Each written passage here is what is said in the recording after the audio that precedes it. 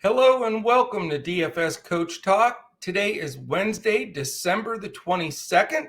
I am Joe Sarvati, affectionately known as Coach, and I am here to discuss what we hope is an NBA 6-game main slate that starts at 7:30 p.m. Eastern tonight. We do have news that there's a possibility we may lose the Toronto-Chicago game, so it may be a 5-game slate. But hopefully that's the only game in doubt at this point.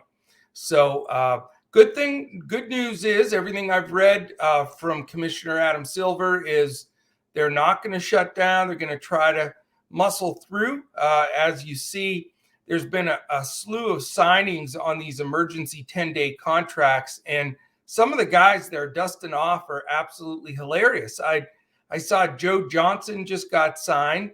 And I'm talking about, the 40-year-old Joe Johnson from the days with the Atlanta Hawks and the Nets. I mean, they're digging deep. The Mavs had a couple of good guys they just signed, is Marquise Chris and Theo Pinson, that contributed to a win yesterday. There's guys all over the league, Emmanuel Mudiay, etc. So maybe we'll go over the full list here tomorrow, but yeah, it's interesting. They're getting it done. It is making it more complicated for DFS. But as everybody that listens to this show each day, or as much as they can, for us here at Coach Talk, the more changes, the more confusion, the more switches and late swaps, it's all advantageous to our members at Coach Talk because we're watching it 24/7. We see every transaction. We're following that through, and it's going to give us an edge. There's no doubt, whether it's a late swap to somebody in a game that was ruled in or out for protocols, or if it's understanding some of these emergency 10-day contract guys, are they actually going to be in the rotation or just sitting on the bench for extra bodies because you have to have 8 to suit up. I mean, that's what we're digging in and finding out. So if you'd like to be a part of us, if you are already, thank you for being a member here at Coach Talk. We do have a drawing coming up on Christmas Eve. That's 2 days from now for a $50 ticket, or just $50 to any member. We're going to do a random drawing, and somebody's going to win that as just a Christmas gift from Coach Talk. Also, if you want to become a member, it's dfscoachtalk.com.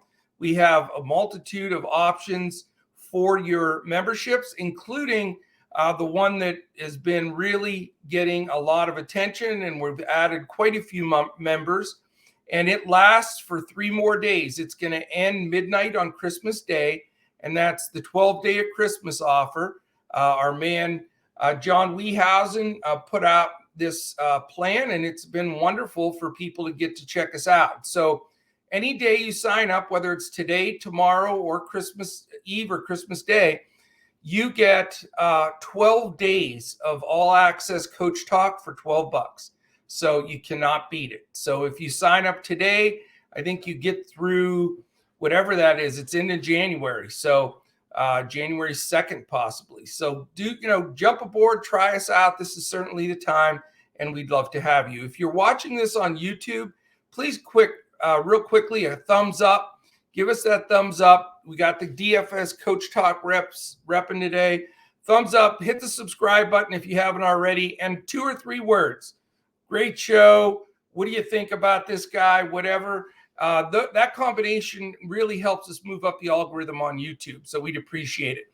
And while you're at it, if you haven't done it already, there's a little bell in the upper corner.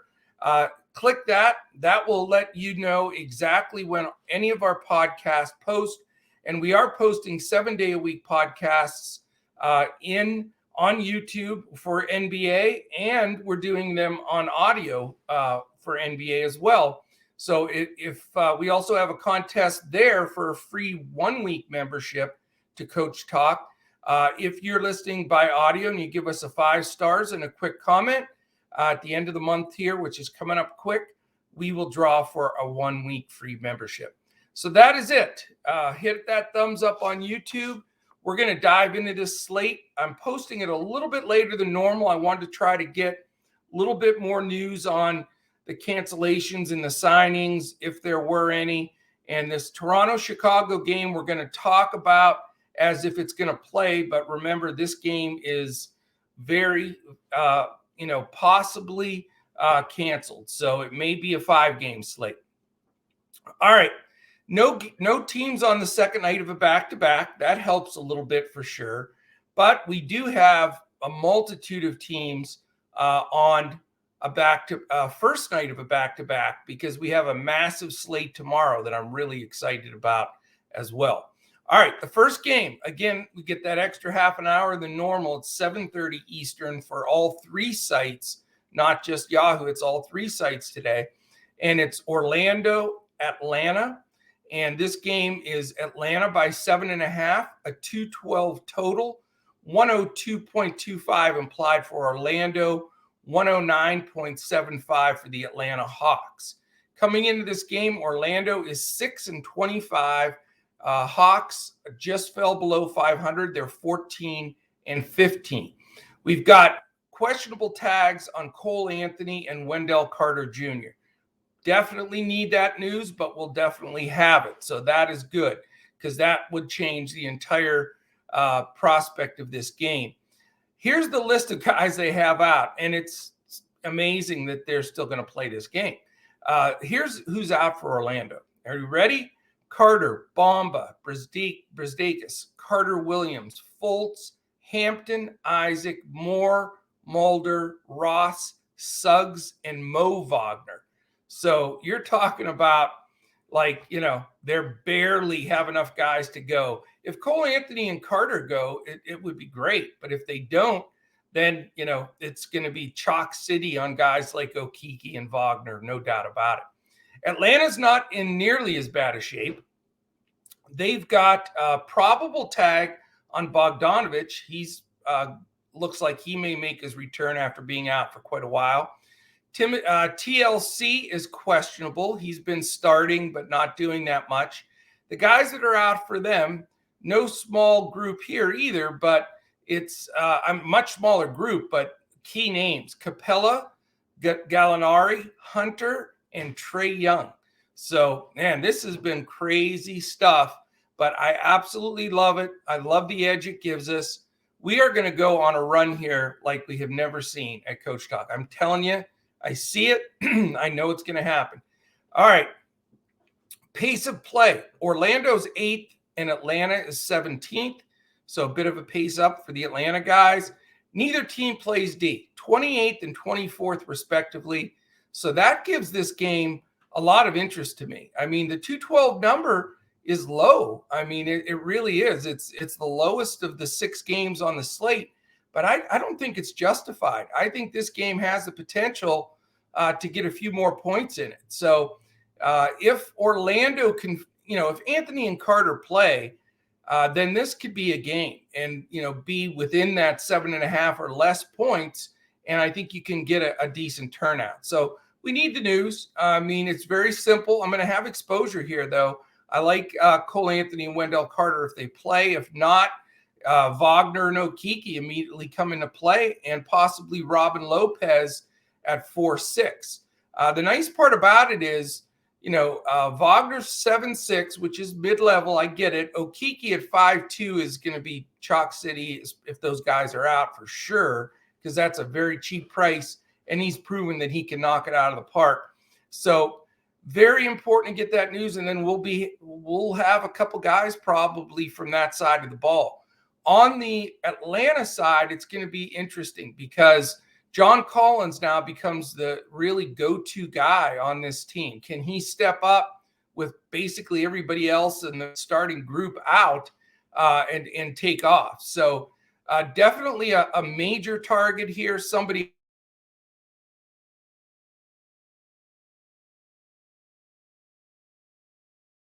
maybe DeLon Wright, Bogdanovich, Herter, Okongwu could start at center, which, depending on how many minutes he's going to get, could be a decent punt player, GPP play, but he's missed the majority of the season. So you don't want to take a guy that's going to sink the ship, but there are some great value plays here. We're going to follow this throughout the day and all the way up until lock and then after lock, because this news in all these games will be a moving target. But this game, we'll know what's going on. We're going to get the coach speak and the beat writers information, and we're going to figure out where these minutes lie. But right now, on the Atlanta side, Collins a number one target, not going to probably reach for Wright or Bogdanovich. Bogdanovich has just been out too long. I think he'll be on a minutes limit.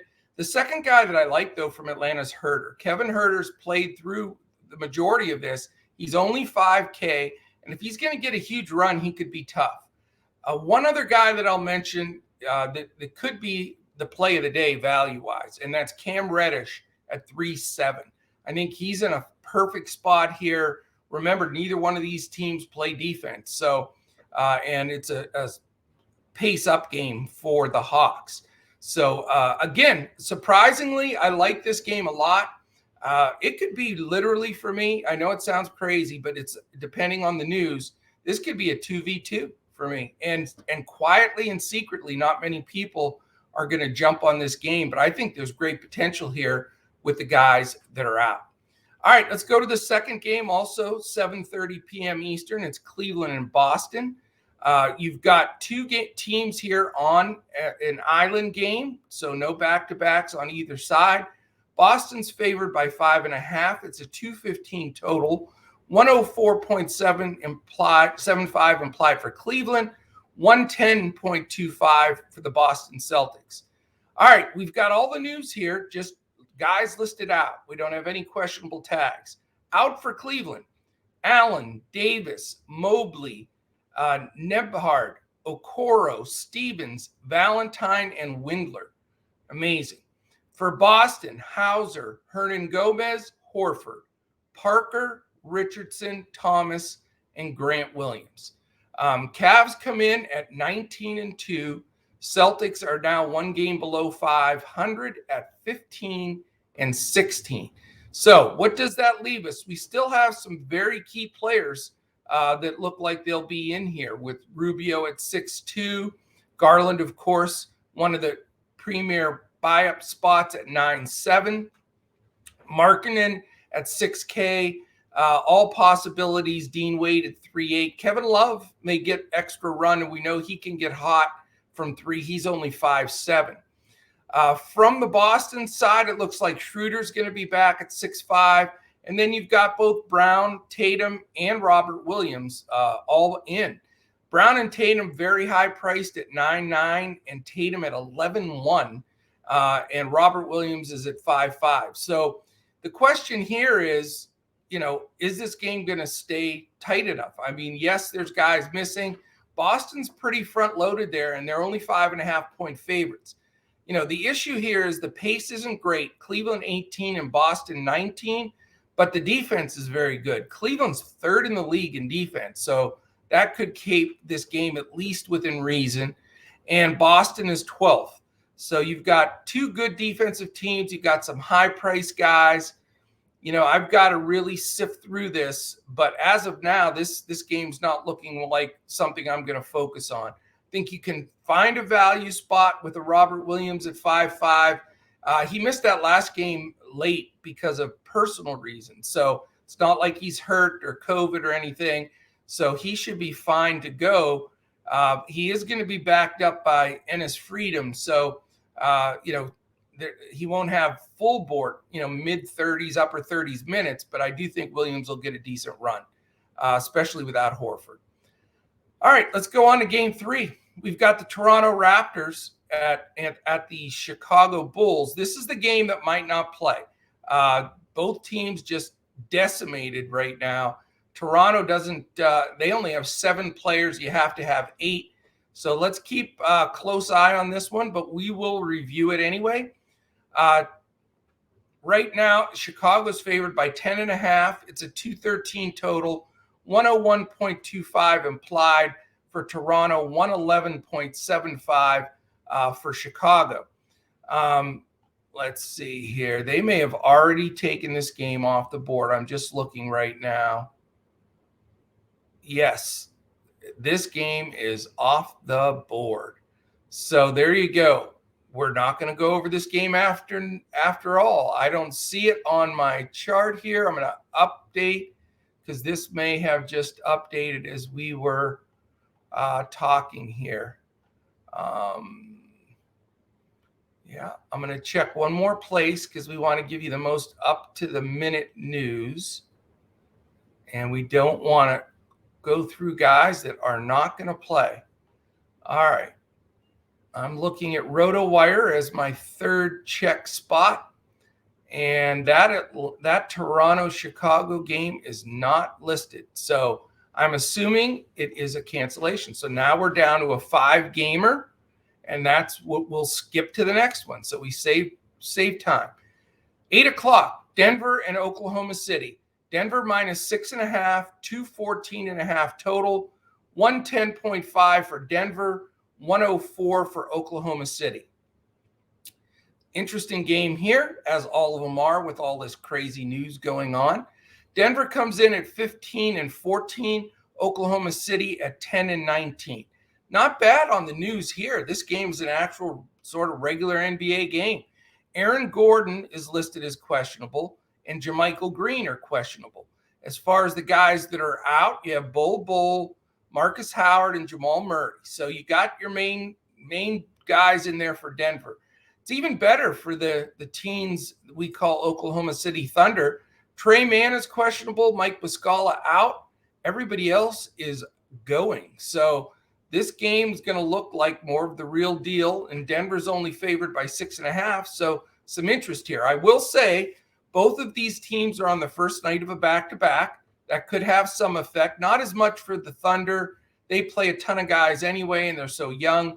But if Malone has an opportunity, to take a few minutes off the total for some of these Denver guys, he usually does it. So you got to be very careful there. That 110.5 implies a good number, though, for Denver. Pace, though, isn't exactly conducive here. Denver 23rd, the Thunder in the middle of the pack at 15th. And then you've got defense, not great, though. Denver 20, Oklahoma City 19. So that, makes it that middle of the road 214.5 total. As we look at this here, of course, the Joker, you could start every lineup with him every night and feel good about it. He is 12.6, so that's a bit of a punch in the nose. But again, there's 9 million pieces of value every night now with all of these moves going on. Other than that, you've got some cheap options like a Jeff Green at 4-1. We need to see if Gordon's in or out because that would open up some minutes for a couple of the other guys in the rotation for Denver, like a Campazzo or Highland or Rivers or one of those guys, Canchar. Some of those guys may get minutes, but the regulars, Morris at 5.5, Barton at 6.7 are doable guys. And then on the Thunder side, you have SGA at 9.5, a pretty big number for him. He'll probably get some Will Barton defense, but if SGA is hot, he's hot. He's one of those streakier guys. Lou Dort's at 6.3. Giddey's all the way up to 7.8. That's a high number. The fact that he's almost in the 8K range is sort of amazing for that rookie. But, you can bite the bullet at times and get some really good results from him. After that, though, it gets really shaky. I mean, all the rest of these guys, JRE, Favors, Baisley, Williams, man, he's questionable anyway. Poku, they're all just GPP plays. They have a lot of guys off the bench that just aren't going to do much. So, if you want to look at one of the main guys there, you can. Again, not my favorite game in the group either. It seems as though when less guys are out, you're not getting that usage shift to some of the other players or getting the value. And that's, in this day and age, we used to look for one game on a 10-game slate where we could dive into that. Now it's almost every game. So I love it. I mean, I'm telling you, this is an awesome situation for us here at Coach Talk because we utilize, for those that don't know, and I know I apologize if I'm on my soapbox for those that listen all the time, but we're unique here. We put together our lineups. We utilize everything. We do take all the information. We We do utilize an optimizer. We do utilize the analytics. We also, though, utilize something different. We do a lot of just studying of the games, the rotations, who's on the court with whom, what the usage is, all of the information that you would basically scout a game as a coach. I mean, that's what I grew up doing and have done, and I've applied that to DFS, and that's why I've been able to do this professionally. So we do that, and then we hand build. We only hand build a couple of lineups for each site. On DraftKings, we supply 5 highlighted players and the rest of options to fill that. We follow those DraftKings guidelines, but we do a full lineup on FanDuel and Yahoo, both for a cash/hybrid, which we play in 50-50s, double ups, head-to-heads, and also in single entry GPPs. That's the main lineup that we're putting out. We do put out a secondary GPP lineup, a little more risk, obviously, that you can enter in some of the other contests. But we really recommend, be at level odds with everybody you're playing. Get in those single entries, or, the head-to-heads or 50-50s where you have an equal chance. It doesn't make sense if you're a normal DFS player, you're not a mass entry, 150 max and all tons of contests. I mean, if you're going to do that, great. That's really a separate entity of what we try to do here. But, we recommend not wasting a lot of money in those contests. Why do you want your one lineup against a pro's 150? I mean, your odds become, somewhat play the Powerball thing, So what we're trying to do is we want to build a bankroll sustainably over time, and we feel we have the method to do this here. And again, I'm not saying, well, you're old school, you're just eyeballing these players. That's not the case. We're still using projections. We're still using ownership. We're still using what the optimizer is spitting out. But we're not just utilizing that and just copying the optimal lineups and plowing them in there. We're taking those then and we're making our 1 or 2 lineups per day. And that's what we work on. Each one of these slates, several hours of work go into it by our team to come up with them. Okay, I just had to share that, and we'll move on. So we'd love to have you at DFS Coach Talk. Try something different, because what we have for the average DFS player, whether you're playing $1 a day or $1,000 a day or even more, we can accommodate that. If you're a mass entry player playing 25, 30 grand a night, we're probably not the place for you. But I don't think the highest percentage of DFS players do that. I think most of them are in our, demographic and fall into what we're doing. So give us a try. All right, Houston and Milwaukee, 8 o'clock game. We have 2 left, an 8 o'clock and a 10 o'clock. There is a late night sweat game all by itself at the end of the slate. These 2 games are higher total than the rest. This one happens to be the highest. It is Milwaukee minus 9.5, a 224.5 total, 107.5 implied for Houston, 117 for Milwaukee, which is a big number.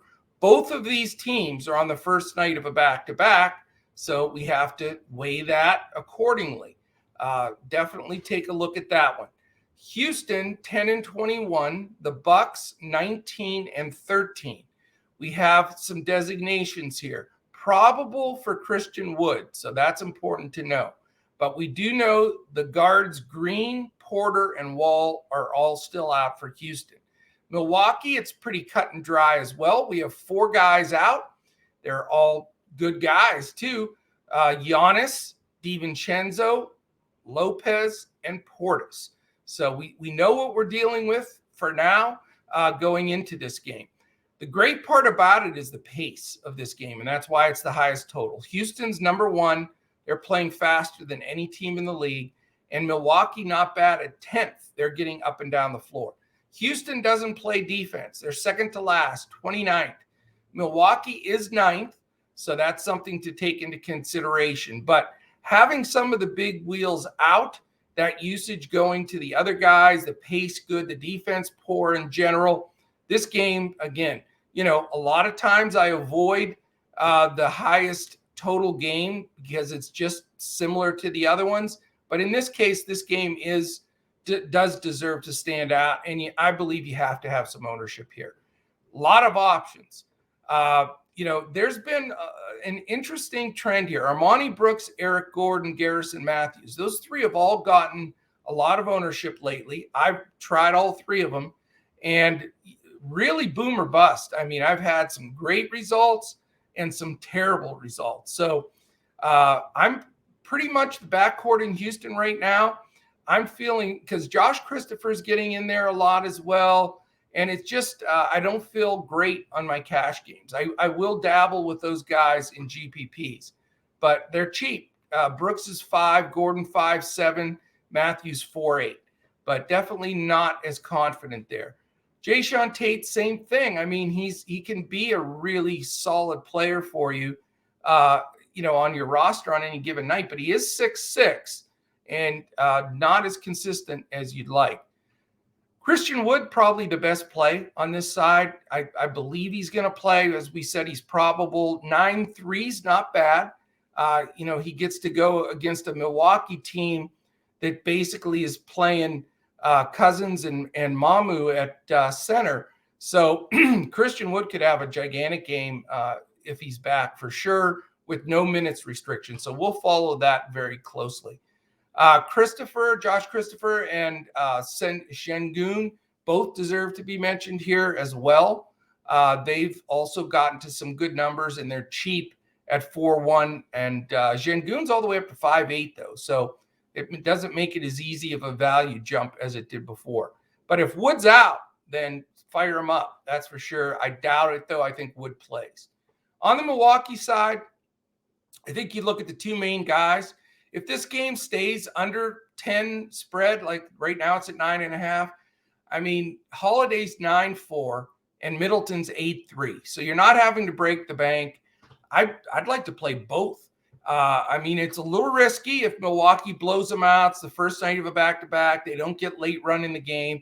But, man, there's no Giannis. So, there's other guys missing as well. So I still think Holiday and Middleton are two premier plays on this slate, and the two go-to guys for sure for the Bucks. There'll be a ton of people going to Cousins again. He's 4.4. I get it. Mamu as well is only 3.5, and they both can pay off very easily. I don't have any problem going to either guy here, but making that decision could be a little tough. So that's what you got to dig in on. After that, Connaughton at 5.5 is a great deal. I mean, you look at what he's produced, and he's been the constant with all these guys in and out of the lineup, and he's been really steady. So he's a good, safe play at 5.5, and no reason why not to dial him up. Not as interested in Grayson Allen, George Hill, those guys, I think just, are a little shaky. I do love Jordan Nwora. I mean, he's fantastic, but with Holiday, Allen, Connaughton, those guys all back, Hill, you just wonder how much run Nwora is going to get. Now, I know he's decent sized, and, they'll get him in there when they're playing smaller with Cousins or Mamu, but I'm not sure exactly what his minutes are going to be. But at 4.5, let's monitor that closely, because if he's going to get, 25-minute run at that number, he's going to shoot the ball a ton, and he can score it. And he's been getting more than that, but some of these guys are back. So a lot of options in this game is the point. Definitely deserves to have the most usage in this when you're building your roster from this game. All right, last game on the slate, all by itself, 10 o'clock, Clippers and Sacramento Kings. Clippers are favored by 5.5. It's a 219.5 total, 112.5 implied for the Clippers, 107 for the Sacramento Kings. You've got the Clippers coming in at 16-15, the Kings coming in at 13-19. We've got out for the Clippers, Hartenstein, Leonard, Morris, and Preston. So they got most of their key dudes going. Sacramento, Richaun Holmes is the big news that we need. He is questionable, and that definitely changes their entire rotation of their bigs. Bunch of guys out: Bagley, Davis, Fox, King, Len, Mitchell, and Queta. So they've got a ton of guys out. And where do we go from here? Let's look at a couple of things. Island game for both teams. That helps.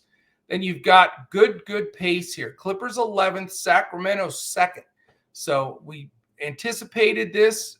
Gentry, when he took over, they were 14th in pace, just barely over the minimum and or the mid-level. And boom, they're all the way up to second. And their pace has been really strong. I mean, they've played at the fastest pace, and it's not even close for the last dozen games. So that is a great thing. Defensively, the Clippers are pretty tough, though, 5th. So that hurts the Kings a bit. But Sacramento is not. They're 26th. So a couple of things here. This Vegas only has this a 5.5-point spread. But for the Clippers, you can't get much better of a matchup. It's a huge pace up to second. You have a team that doesn't defend. I mean, this game could be right there with Houston, Milwaukee in the most points on the slate, most possessions, most DFS opportunities. So definitely like a lot of guys here. I mean, first of all, you start with Paul George. He's only at 10-9, which I know I say only, but he could easily be one of the higher priced guys, surpassing a few of these other guys on the slate. I mean, he's still priced high, but not the highest. And, he could be phenomenal here in this game if it stays close. You always have the option to go to Reggie Jackson. He's, in the mix. But they do have a lot of guys playing now with Kennard, Mann, Zubats, Batum, Bledsoe, Ibaka, Winslow. They're all getting minutes. So that's the concern. Do you really count on somebody as the second guy to George? I'd prefer just to go to Paul George. But Reggie's up to 8-1. So now that he's in the 8s, that puts a little bit of a question mark there. But definitely want some exposure here. Probably just going to dial up PG right from the get-go. Sacramento, on the other side, Tyrese Halliburton, he's 8-2. So he's only $100 more than Jackson, but he deserves to be, man. Since all these guys went down, he's been running the show. He's been tough. I think that, this game fits perfect for him as well. And 8-2, I don't think is unfair whatsoever. Buddy Hield at 6'9", getting a lot more run with guys out. Harrison Barnes at 7'1". Metu's been really solid at 5'8". And let's find out what happens with Holmes. If Holmes plays at 6'4" without restrictions, he's playable. Remember, both of these teams, it's an island game, so they're going to play their guys and look for the win. If Holmes sits, though, it does open the door for Tristan Thompson or Damian Jones. Again, more GPP-ish because of the split minutes. I like Tristan Thompson. I think he's one of the better offensive rebounders in the league. And I think if Holmes sits, he would be the first guy on the bench that I would look at. But Halliburton, Hield, Barnes, Metu, all great plays in my opinion. And I'm definitely going to have exposure here. So really, to wrap it up, I like that initial game, Orlando and Atlanta. I think it's going to go under-owned. And then the two late games, Houston, Milwaukee, and Clippers, Sacramento. Those three games will be the three I focus more on. Think you can grab a one-off from Denver, Oklahoma City, or Cleveland, Boston, but those aren't going to be where I'm going to be focusing. All right, that is it. We've got a 5-game slate. Not what we were expecting, but you know what? We'll take it. Let's hope that those 5 stick because, we don't want to go any lower than that. Now, tomorrow is a massive slate. 11 games, right up my alley. When we get to double digits, I jump out of my seat. So we have 11 games, fingers crossed. We'll see if we get all of them. But even if we lose a game or two, we're going to have a big slate tomorrow. And then Christmas Eve is completely off. We will be posting a Christmas Eve podcast for the Christmas Day games. Crash and I will do that together, and we will build a FanDuel Two Brains Are Better Than One lineup on that Christmas Eve podcast. But before that, tomorrow we've got a big slate. Tonight we're going to hammer this slate. I really like it, even though it's only 5 games. It's a consistent, good value, good buy-up option. So I think we just get right after this and get it done. All right, that is it, my friends. I hope you're having a good week of preparation for Christmas here, and that everybody's safe in their travels. And while we're at it, we might as well crush some NBA DFS. Remember, you got the extra 30 minutes, 7:30 p.m. Eastern is the start time tonight. So definitely enjoy it. Get those. There's some free contests on some of the sites. Jump in there, take advantage of those, and we'll definitely get things together. I'll be here solo tomorrow and preparing starting tonight for that huge slate tomorrow as well. So really appreciate everybody listening in. Enjoy your day, and let's be back tomorrow again to crush it in NBA DFS.